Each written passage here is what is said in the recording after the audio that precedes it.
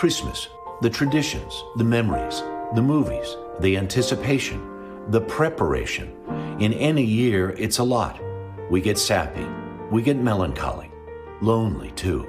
Like Santa's sleigh, Christmas is often overloaded with the urge to get things right, to please, to be pleased. And this year, Christmas 2020, well, it's all that and more.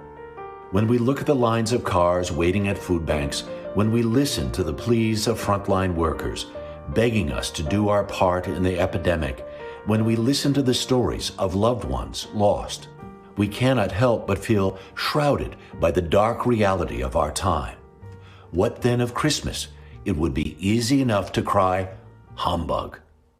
Every idiot who goes about with Merry Christmas on his lips should be boiled with his own pudding and buried with a stake of holly through his heart. He should. So said Ebenezer Scrooge in Charles Dickens' A Christmas Carol. Dickens knew plenty about hard times. 1840s Victorian England was ravaged by famine. Cities were crowded with newcomers living in horrid conditions. The poor were despised. Dickens wanted to awaken his countrymen to the needs of the less fortunate, so he wrote a timeless parable about a man rich by any standard, but poor in spirit. Oh, but he was a tight-fisted hand at the grindstone, Scrooge, a squeezing, wrenching, grasping, scraping, clutching, covetous old sinner. As Scrooge is visited by the ghosts of Christmas past, present, and future, we see a man forced to look deeply into the mirror of his life.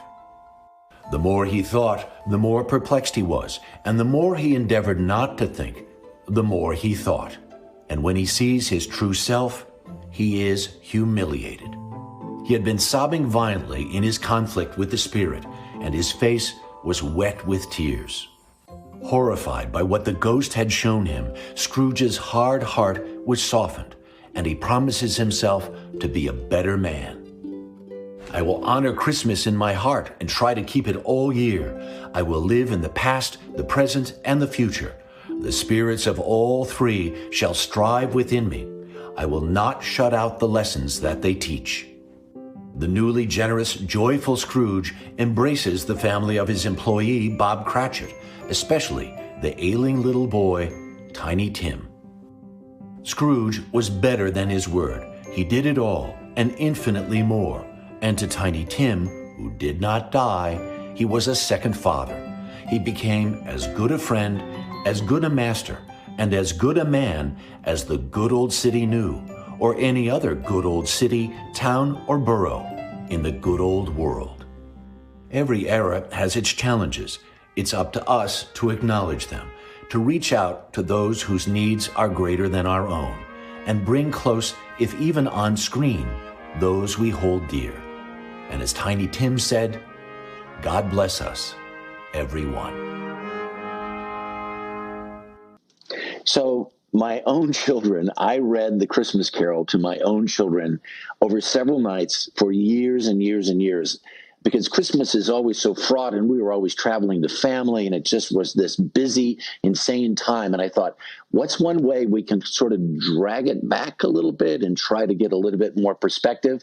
So my poor children listened to this story more times than I could count. And it's not an easy read either, by the way. Somebody needs to come up with a better, a little more modern version. I bet it puts them to sleep, though, and that's its own reward, right here. 99. Bingo. That's a gift in and of itself. It's a nice family tradition. Thank you, Harry. Thank you, Harry. Thank you Thanks so much. Merry Good Christmas to see to you. you. You bet. All right. Merry Christmas, guys. Yep, you too.